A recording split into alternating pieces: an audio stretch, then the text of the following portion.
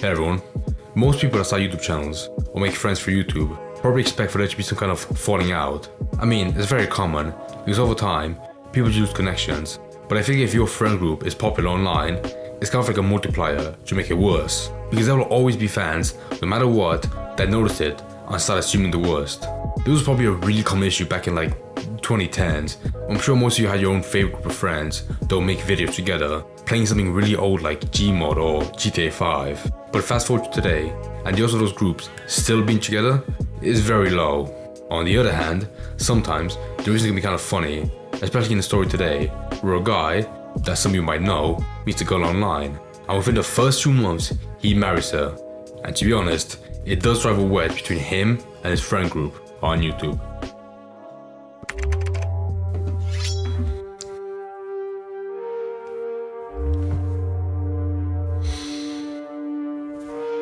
So if you've clicked on this video, you would know who M3RKMUS1C's is, a Call of Duty channel who at his peak... I do hope this video does give some insight to who he was, because I have no idea who he is. 100,000 views a video. But what caused this downfall to happen? But before we move on to that segment, what made Eric's channel so popular in the first place? As Brain Food broke it down, it was his personality, editing, and crew. Now Eric's crew held many members, Merc Rampage, hey, there's a PewDiePie background, Knives, Omar, and many more. All these people had great chemistry with one another, ultimately making Eric's videos... He does look like the most generic YouTuber in the 2010s, which would be a great recipe to blow up. Channel. So why is that the case? Well, the downfall initially started in the year 2018. On January 30th, 2018, that's not that long ago, to be honest. Wow. A video titled "Meet My Girlfriend Karina" onto his channel. He explained to his audience how he had... No, she's definitely like a Polish mail order bride. I got a message from her saying, "Hey, guess what?" And obviously I replied back saying what? And then she said chicken butt, and it was super corny, but it was interesting to me. For whatever reason, it was enough to get my attention at that point. I was intrigued and I kept... That just gave me the best insight to what kind of person he is, and I hate him already. Back and forth, I could tell that we were really clicking and I wanted to actually talk to this girl. Eric then explained how in the video he was going to fly out to Washington to see her as they both live in different states. Which is why when you're seeing this video on the 30th on a Tuesday, I'm going to be out... Hold on, so this girl sent him chicken butt and that made him fly 4 hours to Washington, DC. That far? I would just block her at that point. Necessarily getting too specific. Also, this guy has the most random soundproofing in his wall ever. Uploaded was titled The Future, where he essentially talked about the future of his life and channel. However, what caught everyone's attention was when he announced that he proposed to his girlfriend and that she had moved in with him. But if you don't follow me on Twitter or you just... Wait, don't tell me they just met online and now he's already married. He could not hold his patience to put that ring on her finger when she said chicken butt. On how they disagreed with Eric's decision to marry her, as the two had only known each other for a couple months. Love is supposed to grow over time. Has an online relationship for 2 months, proposes. Honestly, Merc, I would trust anyone with that profile picture and their advice on marriage. I understand that you have feelings for her and she's probably a great person, but you should take time to consider that marriage is a serious thing and sometimes it's not as easy as just getting a divorce and boom, it's over. I really feel it's going to be a good come back to the video if he's bringing it up this early in the first 2 minutes. Some channels even went as far as to make videos on Eric, such as the former YouTuber 8 Thoughts. Nevertheless, Eric began to upload videos with his girlfriend, however the videos were heavily disliked. Fiancé, not girlfriend, come on. Like this new content, or Karina personally. Now 2 months after he had announced his relationship with Karina, Eric would upload a video titled Reacting to Toxic Comments, where he addressed the hate he and his girlfriend were receiving in videos. The whole reason I'm bringing this up in the first place is because some of the shit that I've been seeing in my comment section has been extremely hurtful and hateful and just downright wrong. Just because some of you guys don't like my fiance or you don't think that she's funny doesn't mean that you have to say some of the shit that you've been saying. I don't personally see the problem with doing videos with her every so often, and what did the volume go up? Jesus. With my friends. I don't feel like she's really being given a chance in the first place and that she's just kind of being shot down right from the start. Yeah, it's pretty unfair. Eric had even... Alright, you know, in his offense, I do get some fans, they get pretty toxic when they have like one tiny bit of the video change. But if you're forcing your fiancé to come in the videos every so often, and she doesn't really add a lot. I can see why they wouldn't enjoy the videos as much as before. In Twitlongers, such as 8thoughts. The people that actually support me, love me, or care about me are Karina, my family, my friends, and the fans who aren't blindly believing what 8thoughts is saying. Do you really think he knows best? That he somehow has a better grasp of our relationship than the two people actually in it? Of course not. This is just his way of exploiting and growing on YouTube, which is disgusting and upsetting. It's even more disappointing because he used to have an old channel where he made actual content based around his actual personality and gameplay, but now he's stooped to a level lower than dirt. 8thoughts, if you actually care, have a shred of respect, or want to show that you're the mature adult here, take down the videos you've made about us. You think it's funny to lie about other people in YouTube videos and profit and grow off of it? I want to see what he includes videos, 8thoughts, if it made him so angry to make this statement. Since it's been affecting her the worst. Several months after this drama had ended, Eric announced in May that he was taking a break from YouTube. Mentally, physically, and creatively, I need this break. For quite some time now, I've given YouTube priority over a number of I forgot how often people took breaks from YouTube. Understandably so, but it used to be a big moment where the fans would collapse like, oh no. Control of my life. However, this was not the last of the drama. In 2020, 2 years after the controversy, Eric's audience started to question why his friends were no longer present in his videos. Well, in September 2020, several of Eric's ex-friends came out on Twitter explaining what had happened. The first being M3RKMUS1C's. Even to this day, people are still asking why. That's why it's always awkward being like drama with friends, especially on YouTube. If you're drama between friends in your private life, it's at best 3 people know about it. On YouTube or online, you have like thousands of people like binoculars. Well, not binoculars. Whatever, just stare at you from a distance. To stop us from following them. This removal was done on all platforms: Xbox, PlayStation, Steam, Discord, even Origin on PC, making it difficult to reach out. I tried sending an email to the one I have, asking what the reason was, and got no reply. It's a damn shame. Helped and supported him personally and his channel for many years. It's the same with Andrew and Omar, if not more so. Oh well, we had fun. Don't read these tweets and be upset. Even though this has happened, I still wish nothing but prosperity for Eric. I grew up talking to him every day, and he's the reason you all even know of my account. Anyway, M3RKMUS1C, I wish you the best in life, and I hope your wedding is absolutely beautiful and everything you want. I thought it would be really bad, but if it's just like both of them like distancing from each other, then yeah, could have been worse. In the era of a global pandemic. I had talked to Eric/Karina in a little while, and I opened up this Twitter account for the first time in ages to send them a DM in our private group chat. I wished them all well and told them we needed to catch up sometime soon since we hadn't really talked, let alone played games in quite some time. That never happened though. A few weeks later, I tried sending Eric a text as a hurricane was approaching Florida. I never got a reply from that text and kind of brushed it off and chalked it up. Because they died, that's why. And like I said, a few weeks later, I noticed that they had unfollowed all of us and essentially cut us out of their lives. I was stunned and upset.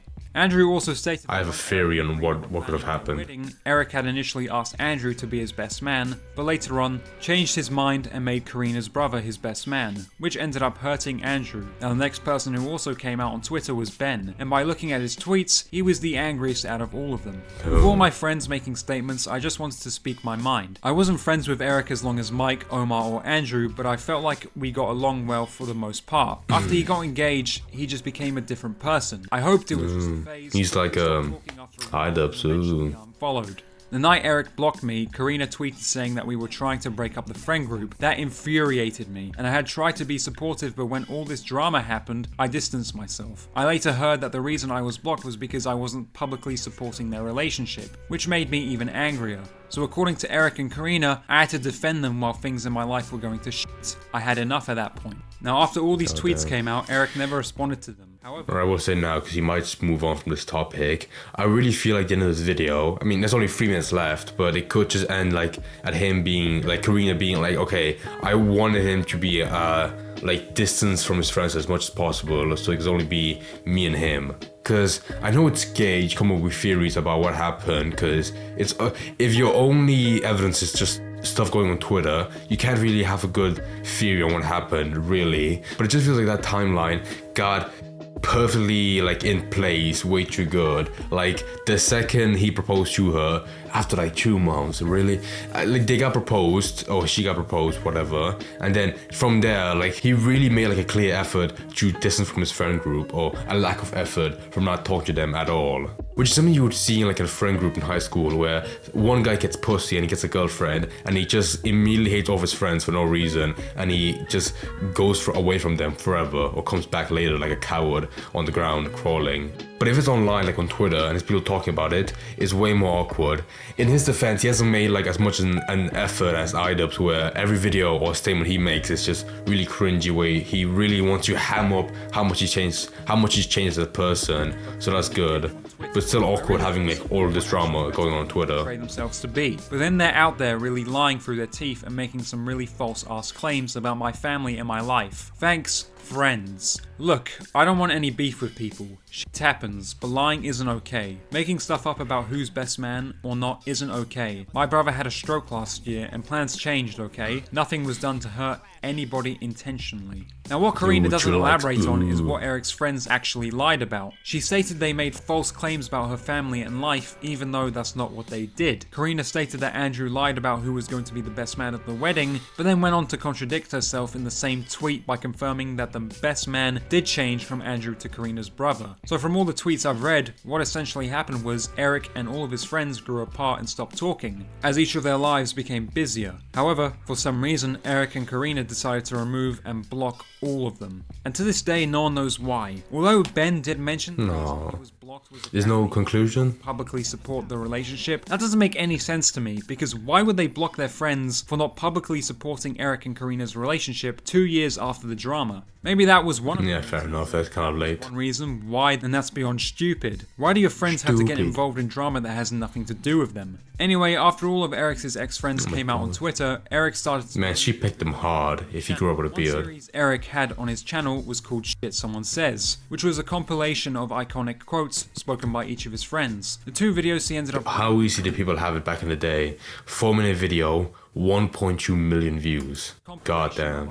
God damn. 6 years ago, that's not that long ago. 2018, God. Rampage and Andrew. Eric also started to retitle videos that included his ex-friends' names. One video on his second channel playing Mortal Kombat was titled Tina Farted on Me, later on being retitled to It Farted on Me. What I find funny about this is, in Eric's response video to the hate his girlfriend had received, he was angry about the fact people were referring to his girlfriend as a thing/object. This person said, ew, the thing is back. It's obviously... Oh, come on, that's kind of mean. Whatever.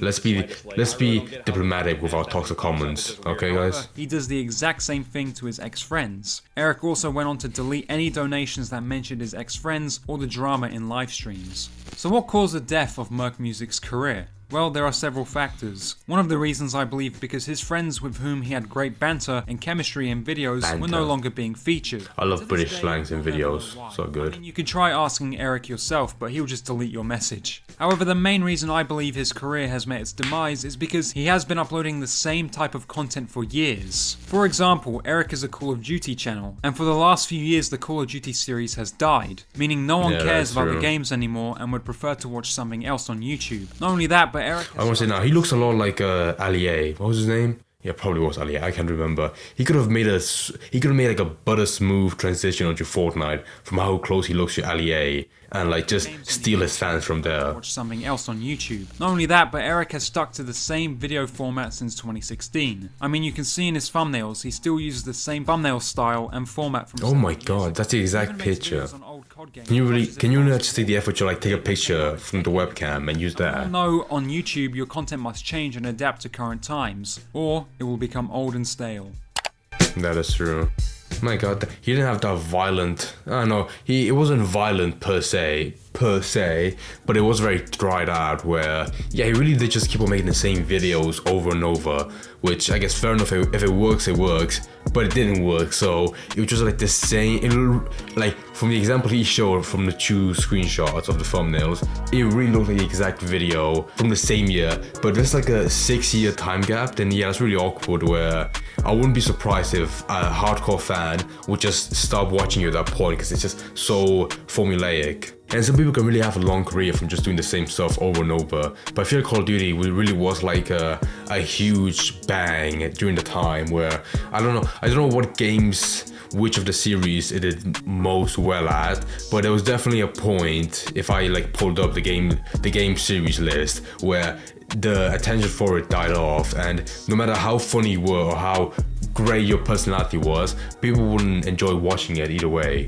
And it probably also didn't help that he trying to like distance himself from friends, where he could have had a good fan base, to be honest, if he just kept all his friends together and make new stuff. Or at the very least, his friends would have been like, okay dude, you've had the same videos for like 200 times, let's run like a new game at bare minimum. I mean, I have to respect that. Most people will get tired and sick and tired of like Call of Duty games, of just playing one, where you have to wait 1 year for the new one to come out, and it's a 50-50 of it's decent or just dog shit. And just flipping that coin like every year for 8 years on this YouTube channel. I have to respect that. I don't care about all the other drama. I have to respect that just dried ass ambition to keep on playing the same game series that just died off like 5 years ago, maybe. Jesus.